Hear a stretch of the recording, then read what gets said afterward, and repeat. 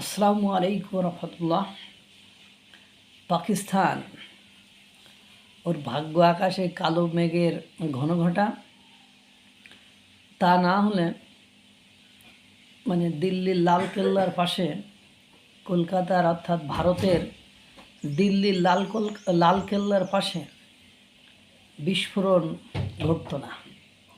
এই যে বিস্ফোরণ ঘটেছে, এই বিস্ফোরণে যতক্ষণ আমি নিউজটি করছি ততক্ষণে দেখলাম 13 জনের প্রাণহানি ঘটেছে। এবং এই ঘটনার পরপরই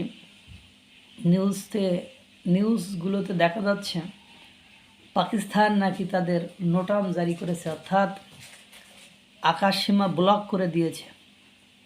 বিশেষ করে ভারতের এই সাইডটাকে আকাশসীমা ব্লক করে দিয়েছেন। এবং আপনারা জানেন নরেন্দ্র মোদী, ভারতের প্রধানমন্ত্রী নরেন্দ্র মোদী অনেক আগেই বলেছিল যে কাশ্মীরের পেহেলগামের ঘটনার পরে অনেক আগেই বলে দিয়েছিল এরপরে যদি কোনো ধরনের ঘটনা ঘটে বা কোনো ধরনের ঘটনা ঘটানোর চেষ্টা করা হয়, জঙ্গি হামলা বা ভারতের বুকে সংগঠিত হয়, তাহলে পাকিস্তানের ভাগ্য আকাশে কালো মেঘের ঘন ঘটা। এবং একজন তো বলেই দিয়েছিল তাদের ভূগোল পাল্টে দেওয়া হবে। এবং পাকিস্তানকে পাল্টে দেওয়ার মতো ক্ষমতা যে ভারত রাখে সেটা আপনারা দেখেছেন, এর আগেও দেখেছেন।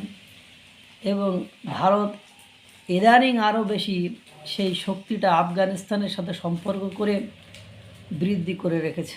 অর্থাৎ আফগানিস্তানে যে বাগরাম ঘাঁটিটাটি বা আফগানিস্তানের সাথে তাদের যে সম্পর্ক, তাতে করে এদিক থেকে এবং আফগানিস্তানের সাথে পাকিস্তানের যে যুদ্ধটা লেগে আছে, অর্থাৎ টিটিপি তেহরিকি তালেবান পাকিস্তান, এদের সাথে সংঘর্ষ যে কোনোভাবেই পাকিস্তানে শেষ হচ্ছে না। এবং তুরস্ক আর ইরানের প্রচেষ্টায়ও যে সেটা সমাধান করা যায়নি, সেটাও আপনারা জানেন।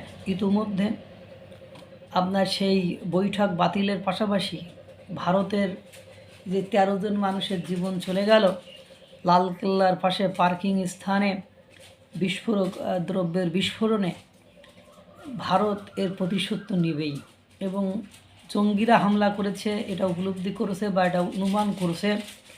এবং লস্করে তৈবা এর উপরেই অঙ্গুলি নির্দেশ করা হচ্ছে, এটা সকলেই বুঝতে পারছেন। ভারত আগে অপারেশন সিঁদুর করতে যে অর্ধেক পথে ডোনাল্ড ট্রাম্পের অনুরোধে বন্ধ করেছিল। এখন অপারেশন সিঁদুর 2 চালাইলে সেটা বন্ধ করবে কিনা এটা এখন ভাবার বিষয়। কালকে একটা চ্যানেলে দেখেছিলাম যে এই জঙ্গি হামলার সাথে যদি কোনো ধরনের পাকিস্তানের সাথে সাথে বাংলাদেশের সম্পৃক্ততা পাওয়া যায় তাহলে ঘটনা ঘটিয়ে দিবে। অর্থাৎ বাংলাদেশের উপরে যে বিপদ নেমে আসবে সেটা বলার অপেক্ষা রাখে না। এখন এই জঙ্গি হামলার সাথে 3টি দেশকে সম্পৃক্ত থাকার সম্ভাবনা রয়েছে বলেছে। একটি হলো পাকিস্তান, অন্যটি হলো মার্কিন যুক্তরাষ্ট্র অর্থাৎ ডোনাল্ড ট্রাম্পের দেশ, আরেকটি হলো বাংলাদেশ। এই 3টি দেশের কারোর যদি সম্পৃক্ততা থাকে এবং সেটা প্রমাণিত হয়, তাহলে এই 3টা দেশের কপালে যে দুঃখ আছে এটা বলার অপেক্ষা রাখে না। মার্কিন যুক্তরাষ্ট্রের সাথে হয়তো বা যুদ্ধ হবে না, কিন্তু মার্কিন যুক্তরাষ্ট্রকে কৌশলগত দিক দিয়ে, অর্থনৈতিক দিক দিয়ে এমনিতে ডোনাল্ড ট্রাম্প ব্যাপক চাপে এবং নিজ দেশের ভেতরেই তার মানহানিতে আছে।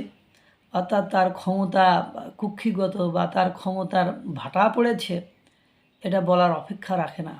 এর মধ্যে এবার যদি এটা প্রমাণিত হয় তাহলে ডোনাল্ড ট্রাম্পের মার্কিন যুক্তরাষ্ট্রের কপালে দুঃখ আছে, আর বাংলাদেশের কপালে দুঃখ সাজায়ে রাখছে। কখন যে সেটার বিস্ফোরণ ঘটে বা কখন যে সেটা বাংলাদেশের কপালে এসে পড়ে সেটা শুধু দেখার বিষয়। কারণ ইতিমধ্যে সেকেন্ড চিকেন নেক সহ তিস্তা নদীর ওই পাড় সহ সর্বত্রই লালমনিরহাটের অঞ্চলে সেনাঘাঁটি স্থাপন করে রেখেছে এবং শোনা গিয়েছে গতকালকে নাকি সীমান্তবর্তী এলাকায় সার্রাগুলি এবং ককটেল বিস্ফোরণ নাকি হয়েছে। পাশাপাশি কথার মানে চাল চলছে, কথার চালাচালি হচ্ছে এবং ভুল ভূগোল পাল্টে দেওয়ার, ইতিহাস পাল্টে দেওয়ার কথাও নাকি তুলেছে। এদেশের বাংলাদেশের সরকার প্রধানকে কথা মেপে ঝুঁকে ভেবেচিন্তে বলার কথা বলেছে। অর্থাৎ মানে এই কথা চালতে চালতেই যে কথার সাথে সাথে যে বিমান এসে মানে বিমান থেকে এসে বোম মিসাইল এসে যে পড়বে না, এটা কিন্তু বলা যায় না।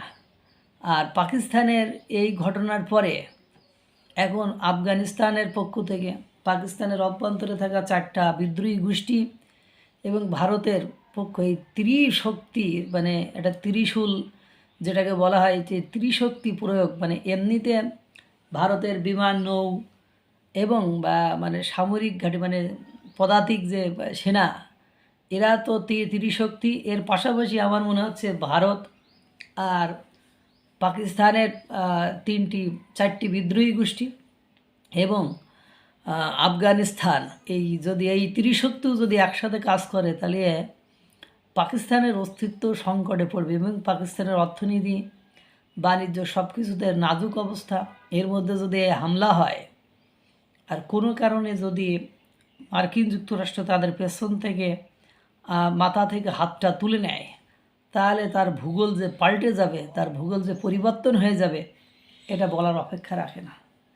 মানে যে কাজটা কালকে ভারতের দিল্লির লালকেল্লার পাশে হয়েছে, যে হামলাটা হয়েছে, এই হামলার খেসারত কাকে যে দিতে হবে, বাংলাদেশকে, পাকিস্তানকে না আমেরিকাকে, সেটা এখন দেখার বিষয়। আল্লাহ তাআলা সকলকে ভালো রাখুক, সুস্থ রাখুক। আসসালামু আলাইকুম রহমতুল্লাহ।